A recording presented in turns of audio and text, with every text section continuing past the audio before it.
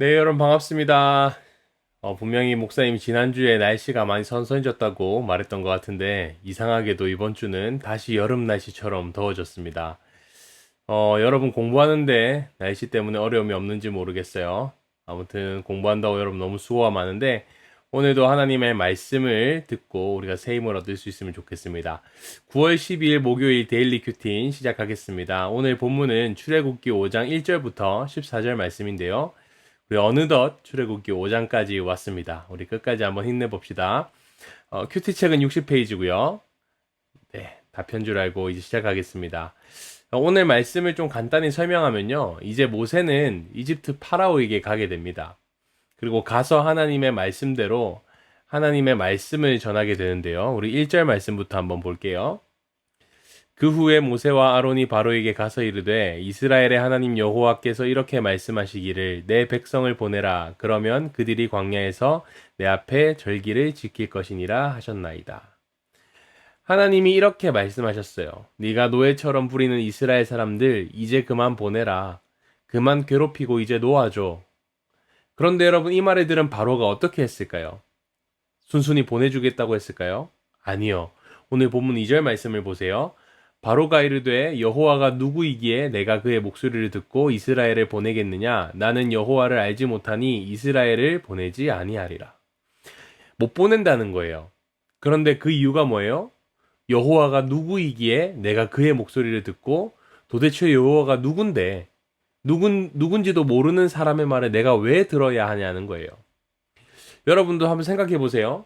여러분이랑 친구랑 길에서 휴대폰 게임을 하고 있는데 부모님도 아닌 한 번도 본 적도 없는 어떤 아저씨가 와서 야 이제 게임 그만하고 공부해 라고 화를 내는 거예요. 그럼 여러분 그 아저씨한테 여러분 뭐라고 말해요? 누구세요? 누구신데 저한테 이러시는 거예요? 라고 묻겠죠. 파라오도 지금 그런 거거든요. 네가 누군데 그리고 여호와가 누군데 나더러 보내라 말아야 하고 말하는 거죠. 파라오가 뻥지는 거죠. 또 하나 여러분, 파라오는 이집트의 왕이었지만 이집트 사람한테는 신과 같은 존재입니다.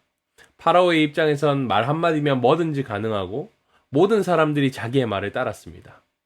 이 당시에 누군가의 명령을 따른다는 건 결국 자기보다 높은 사람이라는 것을 인정하는 거거든요. 하지만 이집트에선 자신보다 더 높은 존재가 있을 수가 없는 거예요. 그러니까 파라오 입장에서는 이것을 인정할 수가 없는 거였죠. 또 하나 더, 이스라엘 사람은 비록 노예였지만 결국 파라오가 부리는 사람들이었거든요. 그런데 하나님은 뭐라고 해요? 내 백성을 보내라라고 하십니다. 이게 파라오 입장에서는 말이 안 되는 겁니다. 이스라엘은 내 노예인데 누가 감히 내 백성이라고 말하냐는 겁니다. 그래서 지금 이 말을 들은 파라오의 상황이 여러분 어떤지 아시겠죠? 그래서 여러분 파라오가 이렇게 말합니다. 4절 말씀 한번 보세요. 애구방이 그들에게 이르되 모세와 아로나 너희가 어찌하여 백성의 노역을 쉬게 하렸느냐 가서 너희의 노역이나 하라. 쉽게 말하면 이거예요. 야 모세야 아로나 너희는 이스라엘에 관심 끄고 가서 네 할 일이나 하라 라는 거예요. 그리고 이스라엘 사람들을 관리 감독하는 그 책임자들을 다 부릅니다. 그리고 그 사람들한테 이렇게 말하죠. 7절 말씀인데요. 너희는 백성에게 다시는 벽돌에 쓸 집을 전과 같이 주지 말고 그들이 가서 스스로 집을 죽게 하라. 여러분 당시에 이스라엘 사람들은 이집트에서 무슨 일을 했냐면 벽돌을 구워서 만드는 일을 했습니다. 그래서 이 벽돌을 만들 때 지푸라기를 넣으면 벽돌이 빨리 마르고 더 단단해진다고 해요. 그런데 바로는 그 벽돌을 만들 때 지푸라기를 주지 말고 이스라엘 사람들 스스로 구해라고 지금 명령하는 겁니다. 그래도 지금까지는 재료를 준비해놓고 벽돌 만드는 일만 시켰는데 지금부터는 재료도 너희가 알아서 준비해서 벽돌까지 만들라는 겁니다. 그런데 조건이 있어요. 매일마다 만들어야 하는 이 벽돌의 개수는 이전과 똑같아야 한다는 거죠. 8절 말씀인데요. 한번 보겠습니다. 또 그들이 전에 만든 벽돌 수효대로 그들에게 만들게 하고 감하지 말라. 그들이 게으름으로 소리질러 이르기를 우리가 가서 우리 하나님께 제사를 드리자 하나니. 목사님은요, 이 말씀을 보면서 야, 진짜 악마다. 어떻게 하면 힘들지를 너무 잘 안다라는 생각이 들었어요. 너희가 몸이 편하니까 딴 생각한다는 거예요. 이제 이 일도 익숙해졌으니까 예배 드리겠다는 말이 나오지라고 말하는 거예요. 여러분, 놀랍게도요, 목사님도 이 똑같은 말을 토시 하나도 틀리지 않고 들은 적이 있습니다. 어디서요? 군대에서. 목사님이 이등병 때 주일에 교회를 가야 되는데, 목사님 맞선님이 교회를 못 간다고 말하는 거예요. 지금은 그런 일이 없는데 목사님 때만 해도 그랬습니다. 그래서 그 이유를 들어보니까 네가 교회를 가면 내가 혼자 남아서 세탁기도 돌려야 되고 또 빨래도 개야 되고 선임들 일부도 털어야 되고, 그러면서 했던 말이 이거예요. 이제 군생활 좀 익숙해지니까 예배 드리겠다는 말이 나오지.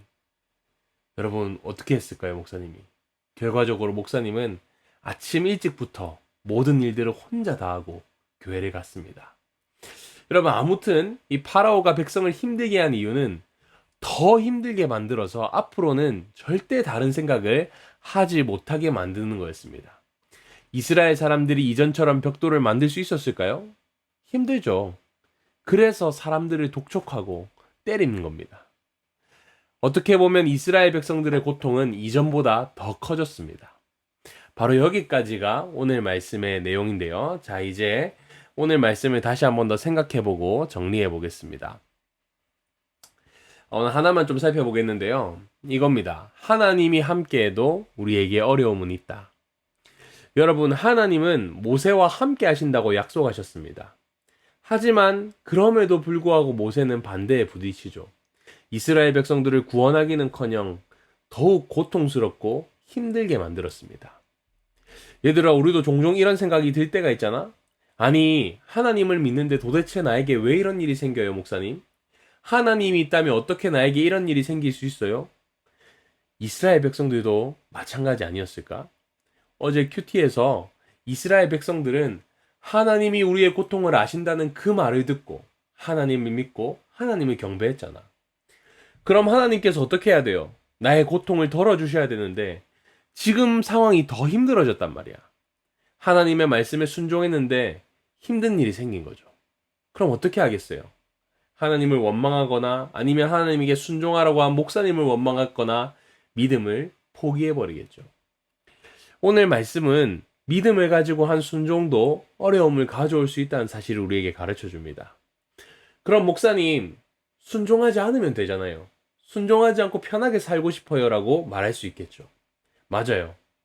하지만 여러분, 우리가 어제 말씀에서 배웠던 것처럼 하나님을 따르는 길이 결국은 가장 좋은 길인 거예요. 그리고 선하신 하나님을 우리가 따를 때 가장 선한 결과가 온다는 것을 우리는 알아야 합니다. 여러분, 이럴 수도 있겠죠. 나는 괜찮은데 교회 다니자는 친구들이 여러분에게 이렇게 말할 수 있어요. 교회 다니는 게 무슨 의미가 있냐고, 하나님 믿는 게 무슨 도움이 되냐고. 여러분, 그런데 그런 친구들의 반응은 너무나 당연한 거예요. 오늘 말씀의 파라오를 생각해 보세요. 파라오도 모세를 향해 여호와가 누구냐고 물었잖아요. 마찬가지로 친구들이 그렇게 말하는 건 하나님을 모르기 때문입니다. 하지만 우리는 어때요? 우리는 하나님을 알잖아요. 선하신 하나님을 믿잖아요. 여러분, 만약 여러분이 이스라엘 백성들처럼 하나님 말씀에 순종했는데도 어려운 일이 생겼어요. 그럼 여러분은 어떻게 하실래요? 믿음을 포기하고 편한 길을 선택하시겠습니까? 아니면 그래도 하나님만을 믿고 끝까지 순종하겠습니까? 하나님이 함께해도 우리에게 어려움이 있을 수 있습니다. 어려움을 겪는 우리를 보면서 다른 친구들이 우리의 신앙을 조롱할 수 있어요. 하지만 그럴 때 오늘 말씀을 꼭 기억하고 우리가 인내했으면 좋겠습니다. 인내할 때 우리의 믿음이 자라게 될 거예요. 그리고 우리의 아빠 하나님이 저와 여러분을 가장 좋은 길로 인도해 주실 겁니다. 자, 이제 오늘 말씀 기억하면서 두 가지 기도 제목 가지고 기도하겠습니다. 첫 번째 기도 제목은요, 하나님이 함께해도 어려움이 있지만 하나님과 함께 어려운 일들을 잘 극복하게 해주세요 라고 기도하겠습니다. 우리에게도 어려운 일들이 있죠. 우리가 믿음이 있지만 우리에게도 분명 어려운 일들이 있습니다. 그러나 내가 하나님과 함께 그 어려운 일들을 잘 이겨내겠습니다 라고 기도하겠습니다.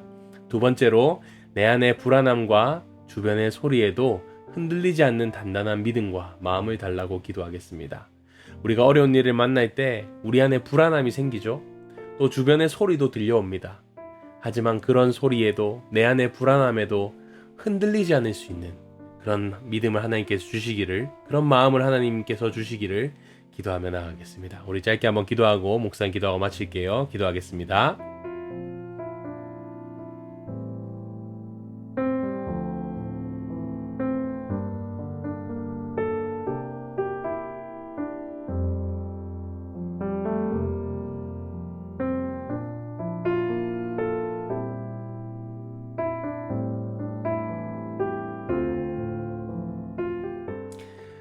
하나님 아버지 감사합니다. 오늘 말씀을 통해서 하나님의 말씀에 순종을 해도 어려움이 있고 하나님이 함께해도 어려움이 있다는 사실을 배웠습니다.